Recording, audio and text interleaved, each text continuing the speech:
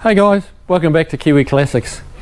Look at this little gem we've got today. Well, not today, we've had it here for a few days. 69 F100 short bed, nice little truck. It's got a, it's a driver. It's got some chips and nicks on the paint, stuff like that. But it's a good old survivor, good driver. Not that I've only driven it across the yard, so we don't quite know how it's going to drive yet, but we'll get to that. This thing came in, he's not had it that long, he likes the truck, but it doesn't stop very well. And the steering is very heavy, which they were on these things. It's wasn't Ford's finest hour when they designed that twin beam front axle, and yeah, so yeah, that's staying. So we've been busy on it. We've added power brakes to it. We put Willwood 6-piston brake calipers on it, and new rotors, obviously. We've done another U-turn power steering conversion on it. So it's now got the later model F100 steering box in it now. We modified the column and did all that sort of stuff. So yeah, we've been pretty busy. We got a few things working, like the horn didn't work, and just the speedo, someone had put the speedo cable in and left it sitting on the exhaust system, so that was melted through and that wasn't working. So it's been a little kind of punch list of little odd bits and pieces. But yeah, now we've basically got everything chopped off the list.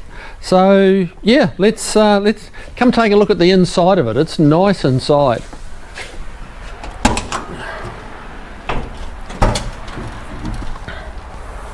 Someone's recovered the seat. The dash is all pretty. A lot of new stuff in here, I would say. It's got AC on it, which is a really nice touch. Even the headlining, they did the headliner up here to match the inserts in the seats. So it's nice. You feel at home. You feel comfortable. Yeah, kind of a little happy place to be. So let's have a look at what we got up to under the hood.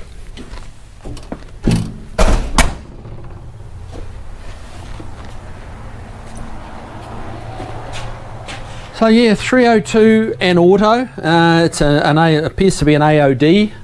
I think it was a 6-cylinder truck originally, judging by the throttle pedal and the fact that it's only got a little narrow brake pedal, not the wider automatic brake pedal. I think it was a 3-speed probably originally, manual. So yeah, we've added the brake booster. It already had a tandem master cylinder, but we put a brake booster and master cylinder combo on it that suited the disc brake fronts, instead of a drum master. The power steer box, you can see down here, that looks very at home, doesn't look modified at all, which it isn't. That bolted straight in. There was no adapter plates. We did just have to modify the column, just shorten it up some, because the actual head of the top of the steering gear is longer for all the power steering components. So yeah, we just had to shorten up the column a little bit, and yeah, other than that, it's certainly starts nice. It's a good little runner in the shop. So yeah, let's throw it up in the air and see, have a closer look at the underneath of it. This is a nice little touch. This is not a bad idea. Someone's installed little switch up here with little LEDs in there. If you're caught on the side of the road trying to fix this thing, that makes quite a difference. Anyway, right, let's get it up in the air. Alright, so there's nothing really out of the ordinary under here, other than it's in good shape. There's not lots of rust. This is all in good shape up here. We did put a new rear brake hose on it and some wheel cylinders in it. This rear brake hose had no movement, no flow in it at all. It had swollen shut completely, so there was nothing happening with the rear brakes at all. So yeah, put a new one of them in, put a couple of wheel cylinders in it. The rest of the brakes were great. Yeah, moving forward, it's in, like all the cross beams, like all this sort of area is rust free. This is a Texas car, which is a good thing. We got a little bit of rust through here in the floor. It's kind of getting a bit paper thin here, but a little bit lacy. someone's put some tape or something over on it. But that's the worst bit of the bed, is just that one little area there. As far as the main part of the cab goes, this is all pretty good through here. The cab corners have got a little bit of bubbling on the outside, a little bit of corrosion starting to come through, but you know, it's a 69. It's not new anymore, you know. It's really in pretty good shape. We got a little bit of rust here in the front cab mount, a little bit of rust happening in here, and a little bit around here, around the main section of the cab mount. You know, that's going to need addressing at some point, but it's okay right now. Right, you can see some of the new, here's our new steering box up here. But yeah, it's all bolted in on the factory mounts. It's a sweet little conversion actually. Here's our nice big brakes. That's as big as you're going to get on a 15-inch wheel. Now, before you light me up about the bleed nipples being at the bottom, if you look a bit closer, let me grab that light and make sure you can see.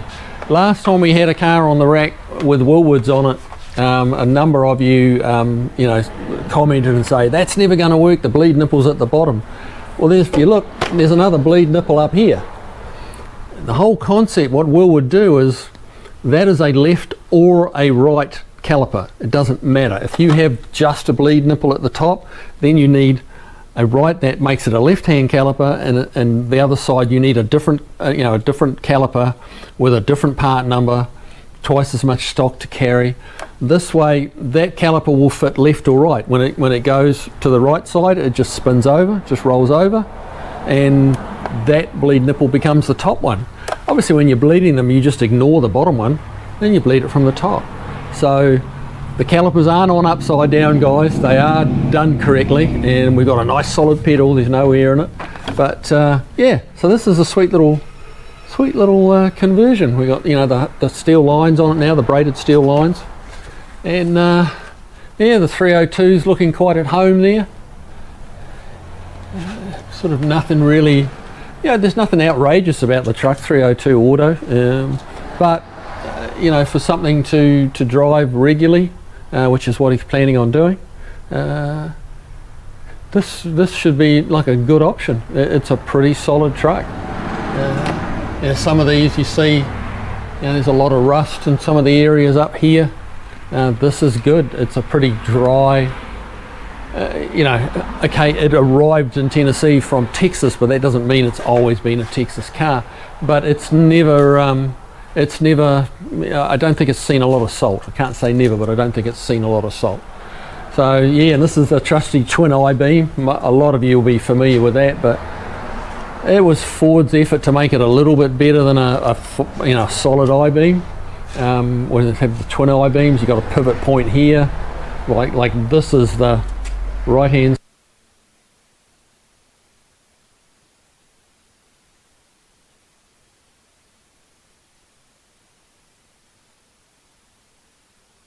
Hey, well, as you probably just read a minute or so ago, we ran out of battery on the microphone on the end of that little part of the video and on the road test. So we're going for another road test.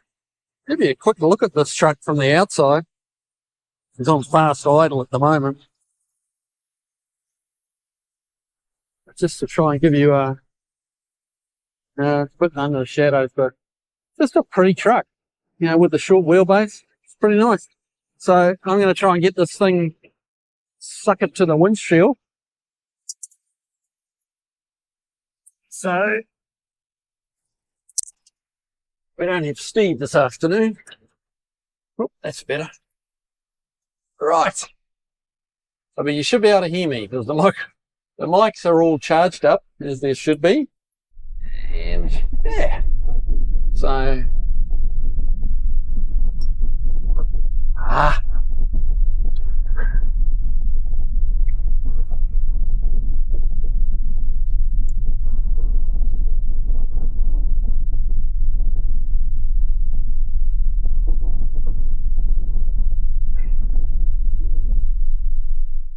right. How's that?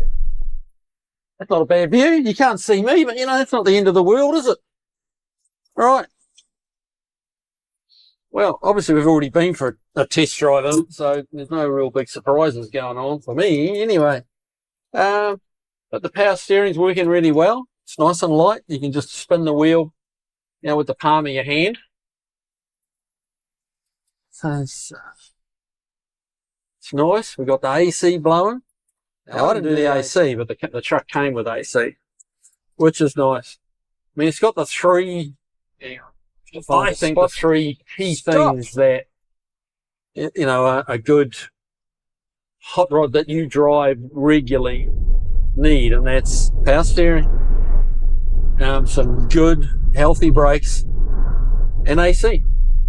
AC makes it comfortable, brakes make you feel confident. Power steering, well, it just makes it easy if you're going into the grocery store or you're trying to park somewhere. Alright, never a dull moment in Hollywood. That just fell straight off.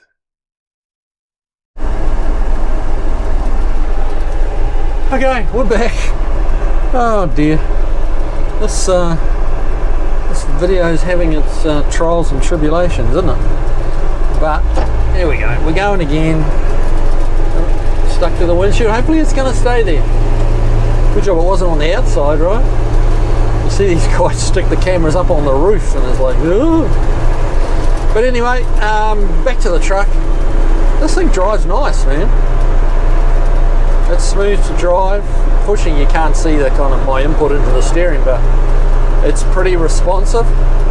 You know, there's no slack in the box. It's very easy just to kind of rock and roll. And the brakes are working exceptionally well. These 6-piston Wilwoods are, I mean, they're not even close to being bedded in yet. We've literally done the Kiwi loop once, and now we're doing it the second time. That's the extent of the bedding in, and you just kind of need a big toe on the brake pedal, and you're getting this old girl hauling to a halt pretty quick. But yeah, the 302 is doing the job nicely.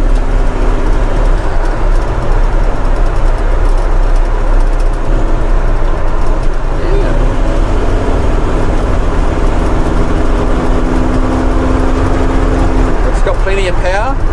You know, it's not like holy shit, but you kick it down, it's off.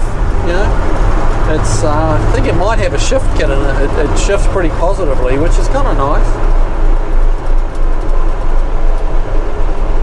But the brakes are awesome.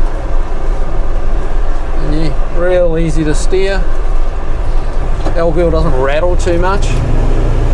Got nice cool AC. We'll turn that fan down a little bit, try and cut down the noise.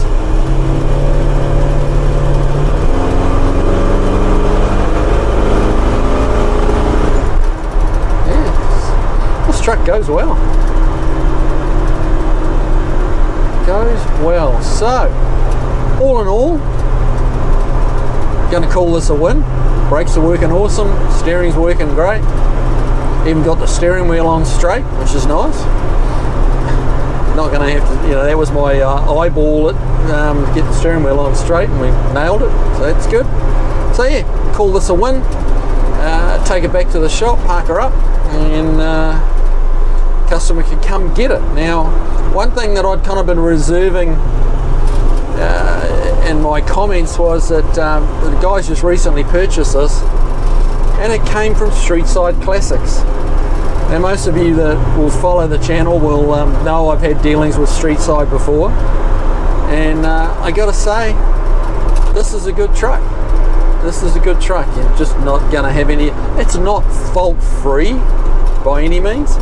It's you know, it's got little, it's, you know, we had a little bucket list of just little niggly shit to do, but it's a solid truck. It drives nice. Obviously it drives a little bit nicer now, but you know, how quiet it is, the power, and how it's shifting and stuff like that is nothing I've done. We haven't tuned it or anything like that. So yeah, it's a good truck. So yeah, you know, it's the old story, buyer beware. if you're gonna buy a vehicle, it doesn't matter who you buy it off, you need to know what you're buying. And if you're not, if you're not up to speed enough with these old cars, but you just want an old car, get a pre-purchase inspection. This guy's, been lucky. He's done good. It's a good truck. So yeah, he's got nothing to complain about. And yeah, it's kind of happy ending to a good story. So yeah, buyer beware. Make sure you know what you're buying. All right, guys, we're about back at the shop. We got a bit of 5 p.m. traffic to contend with, which is not exciting viewing for you guys. So I'm going to sign off. You have a good one, and we'll see you on the next video. We got a 4-link in the back of a Mustang coming up shortly, so that'll probably be the next video. Okay, guys, take it easy.